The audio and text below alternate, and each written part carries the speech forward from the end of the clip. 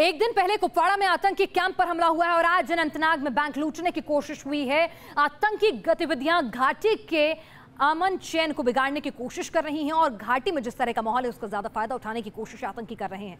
जम्मू कश्मीर में साजिश पर साजिश रची जा रही है। घाटी की फिजा में जहर घोलने की पुरजोर कोशिश हो रही है। हालांकि कल एक आतंकी भागने में कुपवाड़ा में फरार हो गया था। आज जब बैंक को लूटने की कोशिश हुई तो एक आतंकी गिरफ्त में आ गया है। जम्मू कश्मीर में एक जिंदा आतंकी को सीआरपीएफ के जवानों ने दबोचा है। आतंकी ने क्या कुछ कबूलनामा किया है, आइए आपको सुनवाते हैं।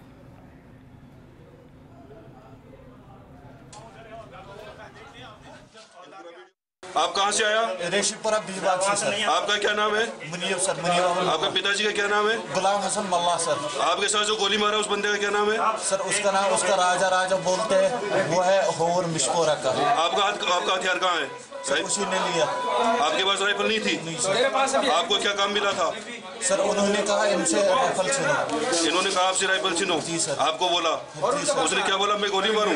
जी। उसने क्या बोला आपको? जी सर, कहा राइफल छीनो उससे। उसे राइफल छीनो? जी सर। उसने बोला आपको? जी। हैं? जी। और उसके पास क्या क्या हथियार था? सर खाली पिस्टल था। पिस्टल था? जी। कौन सा पिस्टल? सर मुझे पता नहीं। आपको पिस्टल चलाना आता है? नहीं सर। गन चलाना आता है? नहीं सर। आपको ट्रेनिंग किसने दिया? सर पता नहीं, उसने कहा। आपको कितना पैसा मिला? सर उन्होंने खाली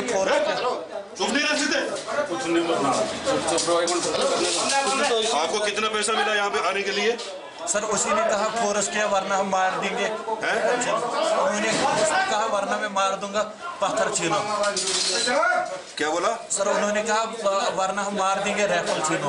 आपको बोला उसने? जी सर। वो बंदा कहाँ का है? सर होर मिशपोरा का है। होर मिशपोरा का मिशपोरा। उसका घर जानते हो आप? गाँव जानता हूँ सर। घर जानते हो? नहीं सर, घर नहीं जानता। उसके पिताजी का नाम जानते हो? नहीं सर। नहीं सर। नहीं जानते? नहीं। तो इन आतंकियों का निशाना अनंतनाग शहर में एक बैंक था। 2 आतंकियों ने हमला किया। इरादा बैंक लूटने का था, लेकिन सीआरपीएफ के जवानों की जवाबी कार्रवाई शुरू हो गई तो आतंकी घबरा गए। जवान आतंकियों को जिंदा पकड़ना चाहते थे। इस बीच आतंकियों ने गोली चलानी शुरू कर दी, लेकिन सीआरपीएफ के जवानों ने एक आतंकी को धर दबोचा। हालांकि दूसरा आतंकी भागने में कामयाब रहा।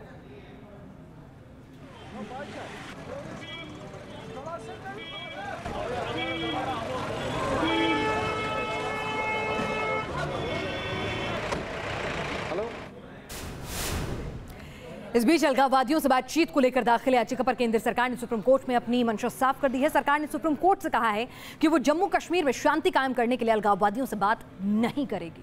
अटॉर्नी जनरल ने कोर्ट में दो टूक कह दिया कि कश्मीर की आजादी का नारा लगाने वालों से कोई बातचीत हो ही नहीं सकती।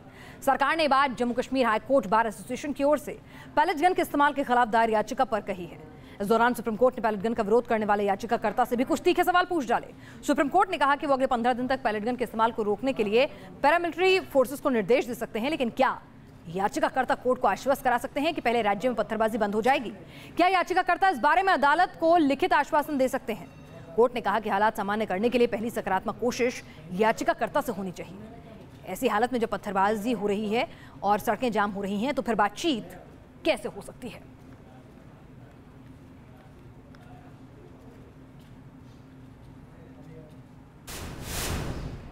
चलिए आगे बढ़ते हैं और अब बात करते हैं यूपी में अपने ही अंदाज में काम कर रहे योगी जी की।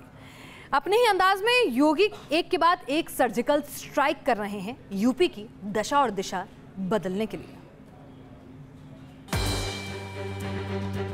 जिला अधिकारी तहसीलों का प्रवास करें, एसएसपी थानों का प्रवास करें, औचक निरीक्षण करें। लापरवाही अगर कहीं पाए जाए तो ऐसे अधिकारियों के खिलाफ कार्रवाई भी करें और कोशिश करें कि शाम को 6 बजे अपने दफ्तर में रहें।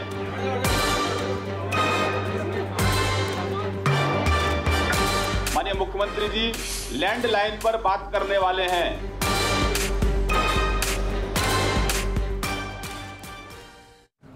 तो सुना आपने, योगी सरकार खुद भी एक्शन में है और अब अधिकारियों के लिए भी अलार्म बज चुका है। मानो योगी सरकार सब कुछ बदल कर रख देना चाहती है, इसलिए योगी के मंत्रियों की जुबान पर है। सरकार लोगों को भरोसा देना चाहती है कि यूपी बदल रहा है। तो आइए आपको दिखाते हैं योगी सरकार ने कैसे अपने ही अंदाज में भ्रष्ट लोगों के खिलाफ कर दी है सर्जिकल स्ट्राइक। ये सरकार जनता की सरकार है, ये सरकार सबकी सरकार है। सुबह 9 से 11 सभी एसएसपी और डीएम जनता से सुने, जनता को मिले, जनता की समस्याओं का समाधान करें। भ्रष्टाचार पर surgical strike, zero tolerance against corruption. Duty से गायब रहने वाले डॉक्टर्स पर सर्जिकल स्ट्राइक। रात्रि में डॉक्टर बैठते हैं कि नहीं बैठते हैं? नहीं बैठते हैं तो डॉक्टर बैठें। अधिकारियों की भी आ गई शाम। जिन समस्याओं का समाधान ऑन द स्पॉट होना है, ऑन द स्पॉट हो। ये यूपी में एक योगी की कर्म प्रतिज्ञा है। सूबे के सत्ता शिखर पर बैठे योगी आदित्यनाथ उत्तर प्रदेश को बदल देने का दावा कर रहे हैं। खुद एक्शन में हैं और मंत्रियों को काम पर लगा दिया गया है और अब अधिकारियों को अलर्ट होने का अल्टीमेटम दे दिया गया है। लापरवाह अफसरों को योगी सरकार ने सुना दिया है फरमान।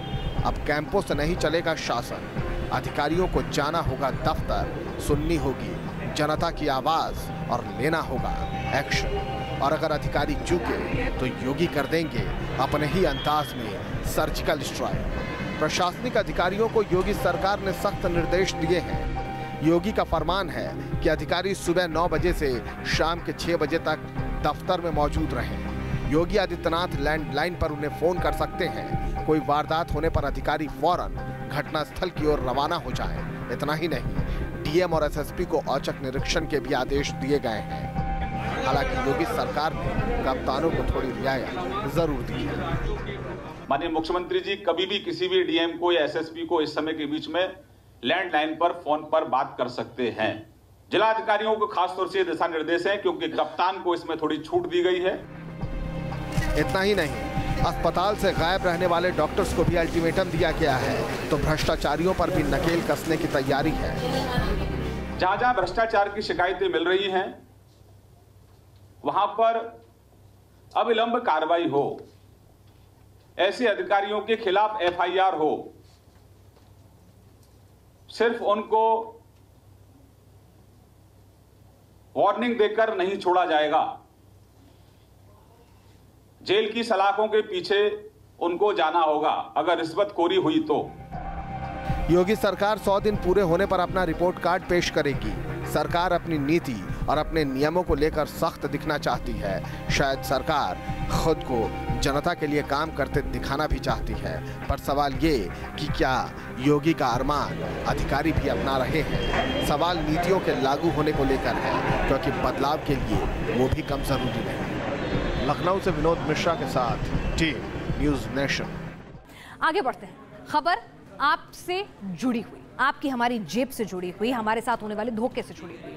ये खबर आंखें खोल देगी। एक ऐसी खबर जिसे देखकर आप चौंक जाएंगे। हम आपको बताने जा रहे हैं पेट्रोल पंपों पर होने वाली सरेआम लूट के बारे में। क्या आप जानना चाहते हैं कि पेट्रोल पंपों पर आप पेट्रोल और डीजल के पूरे पैसे तो चुकाते हैं और मीटर में भी पूरा पेट्रोल दिखता है, लेकिन उसके बदले आपको कम तेल दिया जा रहा है। दरअसल उत्तर प्रदेश एसटीएफ ने ऐसे ही एक गैंग का पर्दाफाश किया है जो तेल का काला खेल खेल रहा था। बहुत बड़ा छल किया जा रहा है, पब्लिक को लूटा जा रहा है, अंधविश्वास हो रहा है उसके साथ। नापते हैं पूरा, देते कम है, पैसा ज़्यादा ले लेते हैं। बहुत बड़ा खिलवाड़ हो रहा है। इतना चलने के बाद अगर इतनी चोरी की जा रही है, सरकार को तो जितना सख्त एक्शन लेना हो वो लेना चाहिए। ऐसे पेट्रोल पंप को सीज कर दे, कभी खोलने की जिम्मेदारी न दे। तो ये एक तरह से डकैती डाल रहे हैं आम जनता पे। आपसे 1 लीटर पेट्रोल के पैसे लिए जाते थे, लेकिन आपकी बाइक या कार में सिर्फ 900 मिलीलीटर पेट्रोल डाला जाता था और आपको इस बात की भनक भी नहीं लगती थी। पहले डेली 100 रुपये का भरवाते थे, हमको पता नहीं चलता था एवरेज। अब 90 रुपये का भरवा रहे, कुछ में हमको एवरेज मिल रहा है, क्योंकि लगता था कि 100 रुपये में लोग मीटर सेट कर दिए हैं। 100 रुपये तेल लगवाए, 80 रुपये पेट्रोल लेके जा रहे थे हम लोग। हम तो बहुत संतुष्ट हैं। हम तो चाहते हैं सारे पेट्रोल पंप पे होनी चाहिए, क्योंकि आज का थोड़ी ना है, तो हमेशा से चोरी करते आ रहे हैं। ये तो इनका जन्मसिद्ध अधिकार है पेट्रोल पंप वालों। गाड़ियों में अक्सर एवरेज की प्रॉब्लम आती थी। जब भी यहाँ से तेल भराते थे एवरेज की प्रॉब्लम आती थी। कंप्लेन भी कई बार की, लेकिन डिस्पाइट कोई सुनवाई नहीं, किसी ने कभी कुछ सुना नहीं। जी हाँ, यूपी में योगी सरकार ने जिस तरह से भ्रष्टाचार और धांधली के खिलाफ सख्त रुख अपनाया है, उसने रंग दिखाना शुरू कर दिया है। यूपी पुलिस की एसटीएफ ने पेट्रोल पंपों पर चल रहे एक बड़े रैकेट का भंडाफोड़ किया है। यूपी एसटीएफ को जानकारी मिल रही थी कि कुछ गैंग सक्रिय हैं जो कुछ चिप्स लगा करके पेट्रोल पंपों पर उस पर जो मेजरमेंट है उसमें उसको कम कर देते हैं और पब्लिक को कम पेट्रोल मिलता है। ऐसा ये गैंग लखनऊ में उन्होंने कई पेट्रोल पंपों पर ये किया है, ये हमको इनपुट प्राप्त हुआ। हमको एक ऐसे व्यक्ति को पकड़ने में सफलता मिली जिसने ये डिवाइसेस को डायरेक्टली पंप पे इंस्टॉल किया था। हमने जब उससे पूछा तो उसने फर्स्ट स्टेज में 7 पेट्रोल पंप्स हमको बताया। पता चला है कि यूपी में लखनऊ और कानपुर समेत कई शहरों में पेट्रोल पंपों पर ग्राहकों को नियत मात्रा से कम तेल दिया जा रहा था। यानी अगर पेट्रोल पंप पर लगे रीडिंग वाले मीटर पर तो 1 लीटर नजर आता था, लेकिन दरअसल जो मात्रा ग्राहकों को मिलती थी वो 50 से लेकर 100 मिलीलीटर तक कम होती थी। तेल चोरों के इस काले खेल का खुलासा लखनऊ में तब हुआ जब एसटीएफ की टीम ने 7 पेट्रोल पंपों पर छापेमारी की। तेल का गोरख धंधा करने के कुछ और आरोपी पुलिस के हत्थे चढ़ गए। आप समझते हैं कि पेट्रोल पंप पर लगी मशीन ऑटोमेटिक होती है, लेकिन तेल चोर इस मशीन में गड़बड़ी कर देते हैं। वो इसमें एक चिप लगा देते हैं, एक ऐसी चिप जो मशीन से तेल निकालने की मात्रा को नियंत्रित कर सकती है, और इस चिप को एक रिमोट के सहारे कंट्रोल किया जाता था। नतीजा ये कि डिजिटल मीटर में कुछ और नजर आता है, लेकिन तेल की असली मात्रा कुछ और होती है। लेकिन योगी युग में यूपी में खत्म होगा तेल चोरों का खेल। योगी सरकार की पुलिस अब पेट्रोल पंप की मशीनों के अंदर चिप लगाकर तेल का खेल करने वालों की नकेल कसने में जुट गई है। अब पेट्रोल पंप पर तेल की धांधली करने वालों की खैर नहीं। Team news nation. उधर सुकमा नक्सली हमले में सीआरपीएफ के 25 जवान शहीद हो गए। इस हमले के विरोध में चौतरफा आवाजें उठ रही हैं, कठोर कार्रवाई की मांग हो रही है। लेकिन नक्सलियों की हिमाकत देखिए, इस हमले को जायज बता रहे हैं और बाकायदा इसके लिए एक ऑडियो भी जारी कर दिया गया है। छत्तीसगढ़ में नक्सली अटैक में 25 जवानों की शहादत के बाद देश में गम और गुस्से के भाव नजर आ रहे हैं। सरकारी मशीनरी भी इस कायराना हमले के बाद बदले की कार्रवाई का खाका तैयार कर रही है। लेकिन जवानों का खून बहाने वाले नक्सलियों की शर्मनाक हरकत तो देखिए। नक्सली एक ऑडियो क्लिप जारी कर सुकमा की चिंता गुफा इलाके में हुए हमले को जायज ठहरा रहे हैं। माओवादी संगठन ने इस हमले को ऑपरेशन ग्रीन हंट का जवाब बताया है। हमले को सफलतापूर्वक अंजाम देने वाली पीएस कमांडरों, नेतृत्व एवं सक्रिय सहयोग करने वाली क्रांतिकारी जनता का दंडकारण्य स्पेशल जोनल कमेटी क्रांतिकारी अभिनंदन करती है और उन्हें लाल लाल सलाम पेश करती है। पर जारी वैश्विक दमन से छुटकारा दिलाने के लिए ही जनहित के तहत पेशे व चिंतागुफा जैसे हमलों को अंजाम दिया जा रहा है। सो कॉल्ड रेवोल्यूशनरी एक्टिविटीज़ हैं उसको जायज़ रखेंगे और पुलिस, पैरामिलिट्री, आर्मी जो भी उनके रास्ते में आएगा उनके खिलाफ वो कार्रवाई करेंगे। तो इसलिए हमें अपनी तैयारी भी करनी चाहिए और अपने आप को और मजबूत करना चाहिए, जिसके लिए जितनी ट्रेनिंग हो, जितने उस ट्रेन की स्टडी हो, इक्विपमेंट हो, ये सारी चीज़ों पे ध्यान देना होगा। नक्सलियों के ऑडियो में आम लोगों पर जुल्म करने का आरोप लगाया गया है और इसी को ढाल बनाते हुए हमले को जायज बताने की दलील दी जा रही है। जवानों की शहादत के बाद आए इस शर्मनाक ऑडियो में जवानों के लिए घड़ियाली आंसू भी बहाए गए हैं। के हमलों में मारे जाने वाले पुलिस अर्धसैनिक बलों के जवानों की लाशों के साथ हम अपमानजनक व्यवहार नहीं करते हैं। सशस्त्र बलों के जवान व्यक्तिगत तौर पर हमारे दुश्मन नहीं हैं। जन दमन के औजार के रूप में वे चूंकि क्रांतिकारी आंदोलन के आगे बढ़ने के रास्ते में प्रत्यक्ष रूप से आड़े आ रहे हैं। ये शर्मनाक ऑडियो नक्सलियों को समर्थन देने वाले गुट की ओर से जारी किया गया है। सुरक्षा एजेंसियां इस ऑडियो क्लिप की जांच में लगी है। Team news nation.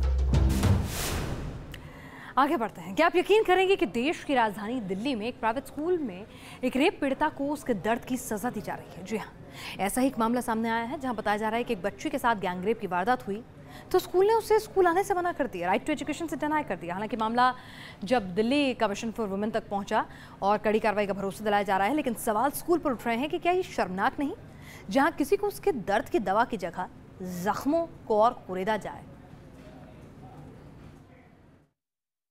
बहुत ही शर्मनाक मैटर है। दिल्ली के एक प्राइवेट स्कूल है जो कि इस गैंग रेप लड़की जिसके साथ गैंग रेप हुआ था उसको स्कूल आने से मना करता है। उसको कहता है कि हम अगले इस क्लास में तब प्रमोट करेंगे अगर तुम अपनी पढ़ाई घर से ही करो, क्योंकि तुम अगर स्कूल आती हो तो हमें शर्मिंदगी महसूस होगी और स्कूल की बदनामी होगी। इससे ज़्यादा शर्मिंदगी भरा स्टेटमेंट, इससे ज़्यादा गंदी बात कुछ हो नहीं सकती है। क्या ऐसा नहीं होना चाहिए था कि उस स्कूल की बाकायदा काउंसलिंग उन टीचर्स की ज़्यादा ज़रूरी थी कि उनको कि किस तरह से बच्ची का ट्रीटमेंट करें, किस तरह से जो क्वेश्चन है अगर उठते भी हैं तो उनका जवाब दिया जाए, समझाया जाए और नॉर्मल उसको स्थिति में पहुंचाया जाए। जी बिल्कुल ऐसा ही होना चाहिए था। और बहुत ही दुख की बात है कि हमेशा जो पूरा का पूरा ब्लेम है वो लड़की के ऊपर ही डाला जाता है। इस लड़की के साथ गैंग रेप हुआ, 4 लोग इसको लेके गए, एक गाड़ी में इसके साथ रेप करा और उसके बाद उसको सड़क पे फेंक के चले गए। इसमें इस लड़की की क्या गलती है? तो स्कूल इस लड़की को उस चीज़ के लिए सज़ा दे रहा है जो इसने करी भी नहीं है। शर्मनाक है, ऐसा स्कूल बड़ा क्या पढ़ाएगा। आगे बढ़ते हैं, ओडिशा की खबर है। यहाँ एक महिला को प्रधानमंत्री से फरियाद लगाना भारी पड़ गया। पीएम से शिकायत करने पर भड़के दबंगों ने महिला के साथ दोबारा मारपीट और छेड़खानी की। अब बीजेपी इस मामले पर डीजीपी से कार्रवाई की मांग कर रही है। एक पीड़ित महिला को प्रधानमंत्री से फरियाद पड़ी महंगी। पीड़ित महिला पर दबंगों ने फिर किया अटैक। मारपीट और छेड़खानी से पीड़ित महिला ने बड़ी उम्मीदों के साथ प्रधानमंत्री नरेंद्र मोदी से इंसाफ की गुहार लगाई। 15 अप्रैल को भुवनेश्वर में प्रधानमंत्री नरेंद्र मोदी ने रोड शो किया था।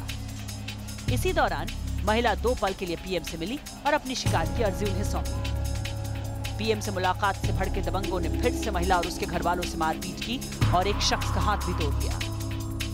मामला ओडिशा के जगत सिंहपुर जिले का है, जहां पंचायत चुनाव के दौरान हुई रंजिश मारपीट और छेड़खानी तक पहुंच गई। आरोप है कि गांव के कुछ दबंगों ने महिला का जीना मुहाल कर दिया है। आए दिन उसे ताने मारते हैं, छेड़खानी करते हैं और विरोध करने पर मारपीट करते हैं। वहां की बीजेडी की गुंडाओं ने आक्रमण किया। वो बेचारी गरीब महिला थाने पे जाती है, एफआईआर देती है, पुलिस की सुनवाई नहीं होती है। अपनी गुहार, अपनी दुख प्रधानमंत्री जी को लिख के दिया और गांव में जाके बताई कि मैंने प्रधानमंत्री जी को कागज दिया। उससे वहां की शासक दल के लोग और नाराज हो गए, फिर उसको आक्रमण किया गया।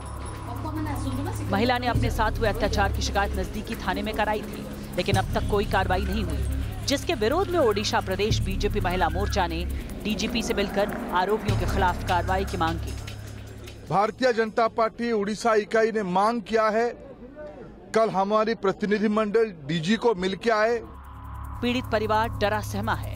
वो बार बार यही सवाल कर रहा है, अगर प्रधानमंत्री से फरियाद के बाद भी एक्शन नहीं होगा तो फिर वो कहां जाएंगे। Team news nation. तो ये थी देश और दुनिया की हर बड़ी खबर हर पहलू के साथ नेशन व्यू में।